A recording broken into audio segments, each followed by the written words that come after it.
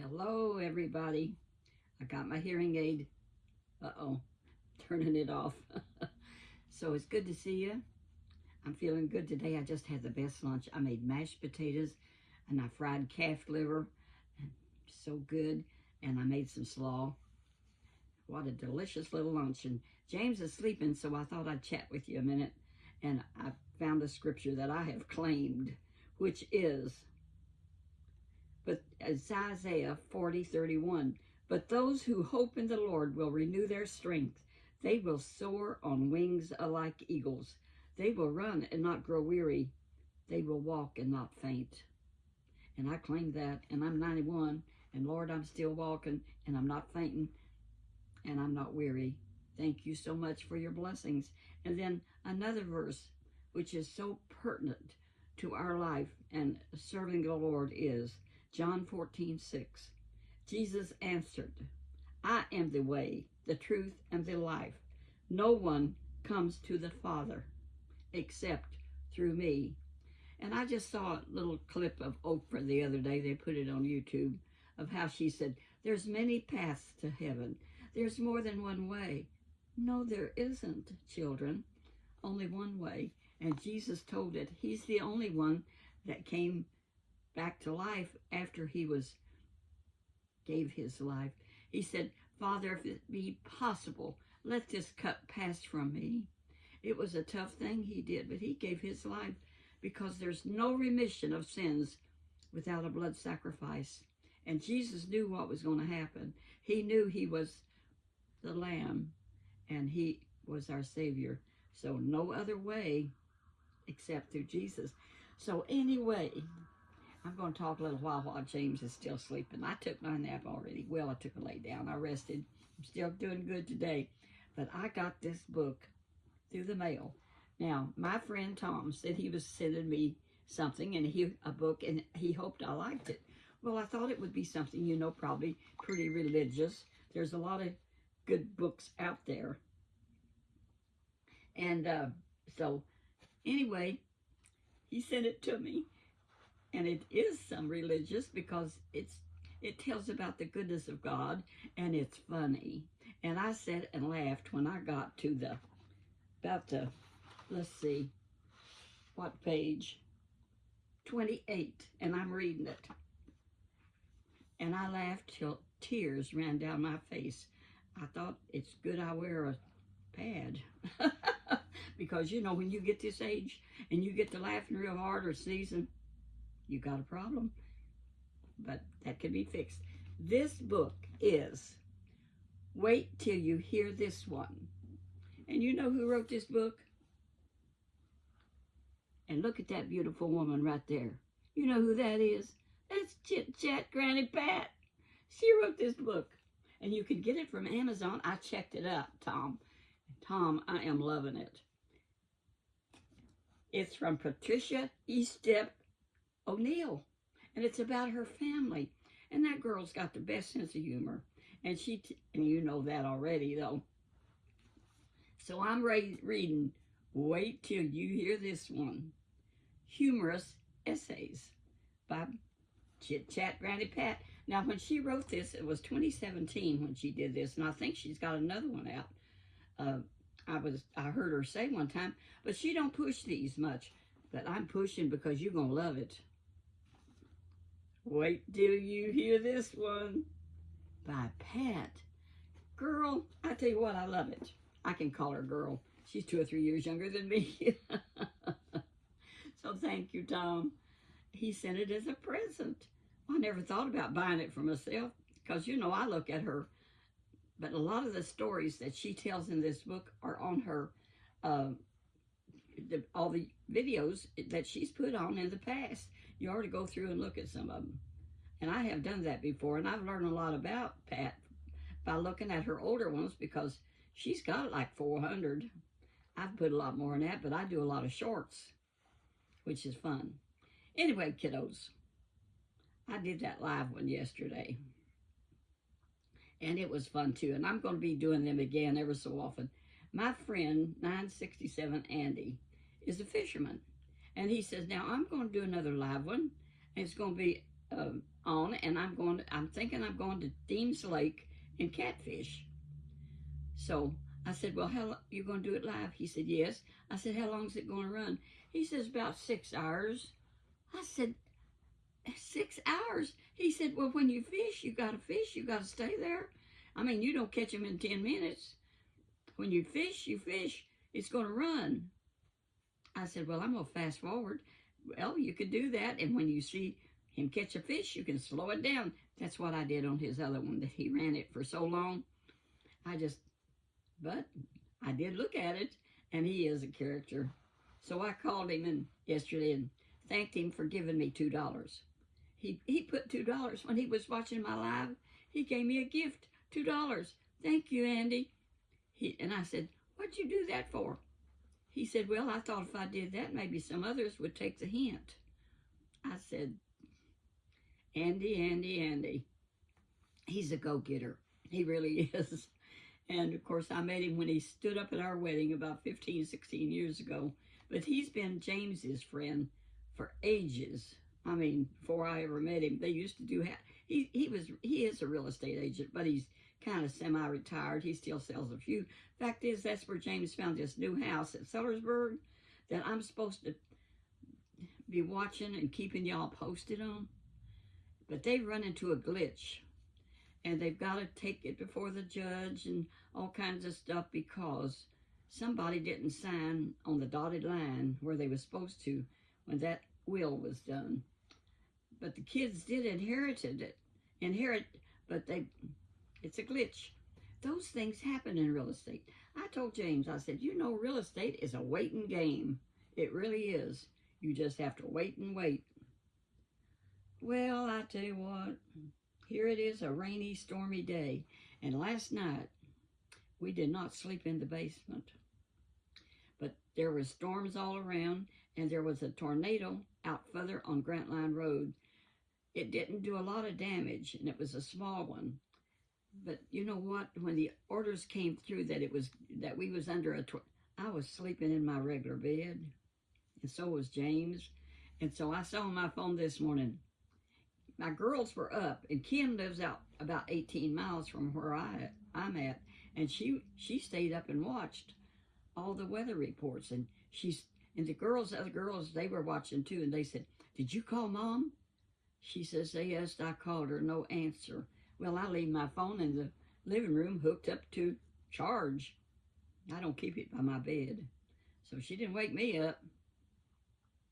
But I thought if those bad things come through again, I'll sleep down in the basement in that cotton picking, queen-size bed.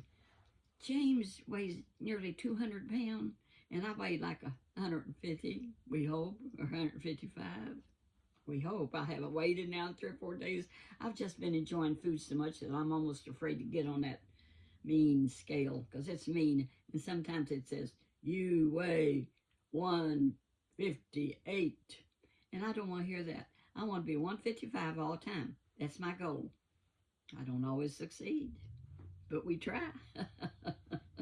And I laugh. We try. So anyway, where was I? Oh, yes, about this queen-size bed that we sleep in the basement. My brother practically gave it to us, brand new. Brother Danny had it. He hardly used it, and it's a lovely bed. But did you know how small queen size is compared to a king? So you know what I've been doing? I've been going on Marketplace and find me a twin size bed to sit there beside the queen size, and James can sleep in the queen size, and I'll get me a half size. And somebody just on Marketplace has answered me. Goody gumdrop. I'm going to read what she said. Yes, it's available. And it looked clean and everything. So, and they do deliver. Yippee! I think I'll buy it. Once I get back in contact with them. Marketplace. Oh well. Whatever happens, happens. But I'm going to get me another. I was looking at king size to put down there because a king size bed is comfortable. And that's what we have at my house and his house. And this morning, or last night, the electric went off, and it was off for several hours. And Spectrum told me about it, but my freezer in my refrigerator and everything was okay because it was only off for a few hours. But the Walmart was down, their electric was out. Uh, the whole other end of town was out of electric for a long time. I guess the Walmart's open now, I don't know. I was going to go out there and get some cat treats, but I guess I'll wait till tomorrow. Boy, those cats have got to have their treats. If they don't get their, they sit, James gives them their treats. So they all, well, the three of them, the four of them, come and sit around his feet and stare up at him till they get his attention. And then he has to give it to him. Now, Big Boy wants his on the coffee table, and that's where they put it, because otherwise those kittens will eat it all up. They're just little old pigs. They want yum, yum, yum. But he gets his up on the coffee table. So last night, the weather was so nice last night after it rained and everything. So we went out and sat on the patio. Now, those two little cats, we have not ever let out except accidentally. One of them got out accidentally one time.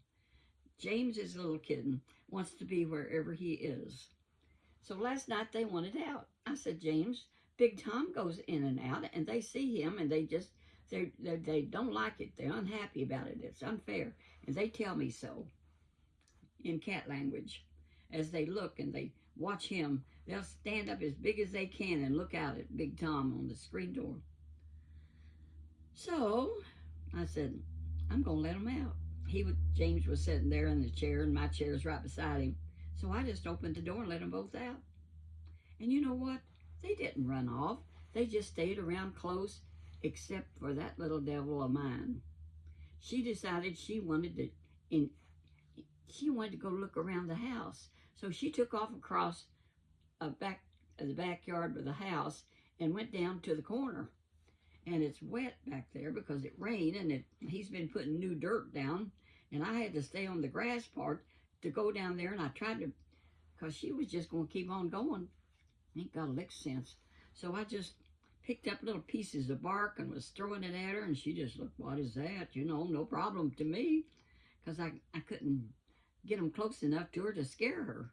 So I went on around, and I picked me up a switch about 3 foot long, and I got over close to her and act like I just switched it on the ground.